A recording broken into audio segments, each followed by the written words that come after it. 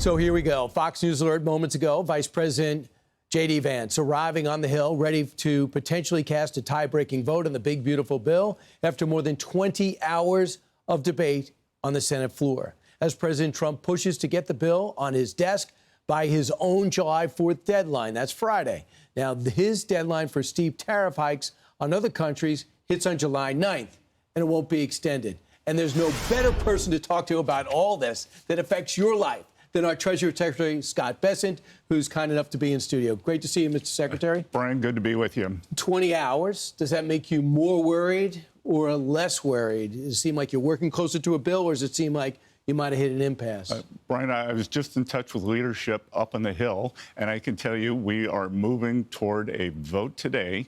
And look, the 20 hours doesn't worry me because it's just the Democrats trying to obstruct this one big, beautiful bill. President Trump has incredible momentum from the border to Israel, Iran. Now we're going to bring it home on the tax bill, and then we'll do trade next week. It's just the Democrats trying to stop the president's momentum. I want you to take on things I keep hearing. This is all about a tax break for the rich. Is the upper class getting any additional tax break? Brian, let me tell you, this is just like TCJA in 2017, and the amount that the top 10% of total taxes that they paid went from 37% to 45%.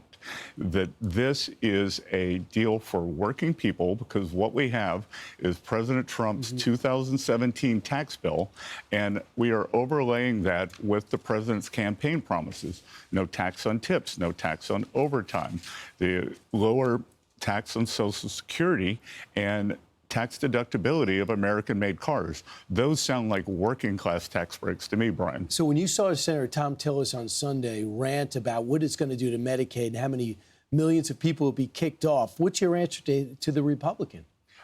Look, I like Senator Tillis. He's in my neighboring state, North Carolina, but I'm going to have to respectfully disagree with him. We want to make Medicaid available to mothers and children and those who need it. There are lots of able-bodied people who have taken advantage of the system. We're going to put in a work requirement, and we're just trying to get the levels back to where we were pre-COVID, which I don't think anybody disagrees with. Elon Musk says this: it's obvious with this insane spending bill, increases the debt ceiling by $5 trillion.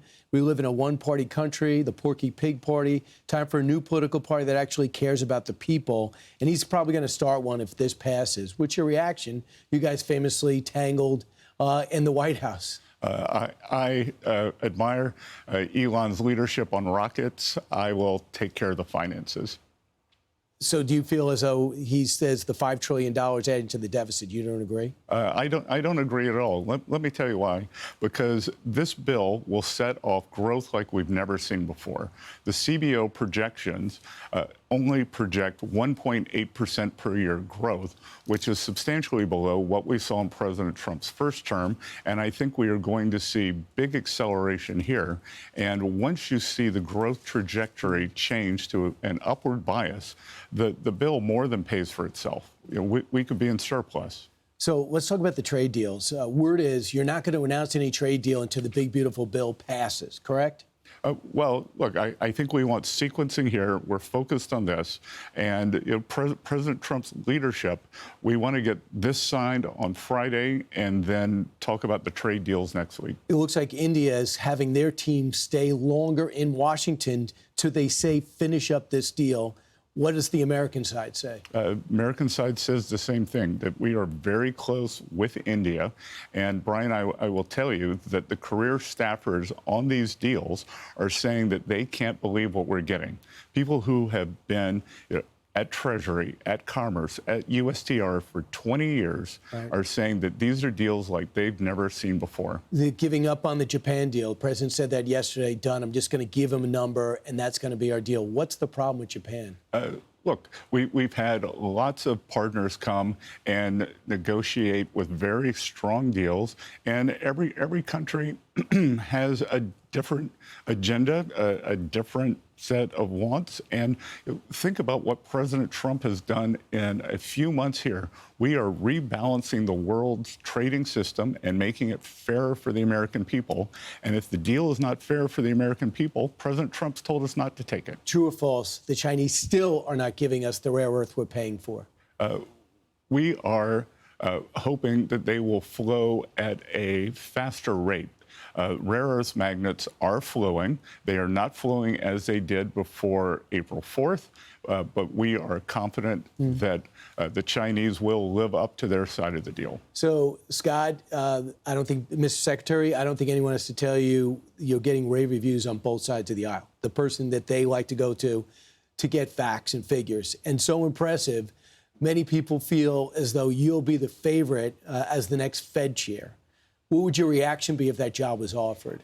Brian, I think I have the best job in Washington. I get to work with the president, the vice president, Senate and House leadership, and I love what I do. But of course, whatever the president wants me to do, it's his decision. So if he asked you, Scott, I need you there, you'd go?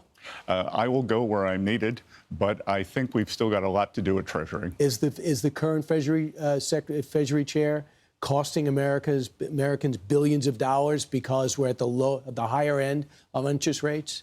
I think relative to where we should be, we'll see. I have said that I won't talk about the mistakes the Fed is going to make, only the ones they have made. They made a lot of mistakes in 2022 by waiting too long to hike, and maybe they're doing the mirror image of that by waiting too long to cut. One of the main things you told me when we were talking before you got this job is income inequality was one of your big focuses, and it remains your focus today. Mr. Secretary, thanks so much. Appreciate it. And thanks so much for putting us on your places to visit list. Good to see you, Brian, and it's an important day for the nation. Do you believe we're going to get the Senate approval today? I think we'll get it this afternoon. All right. Thanks, Scott. Appreciate it. Thank you. I'm Steve Doocy. I'm Brian Kilmeade. And I'm Ainsley Earhart. And click here to subscribe to the Fox News YouTube page to catch our hottest interviews and most compelling analysis.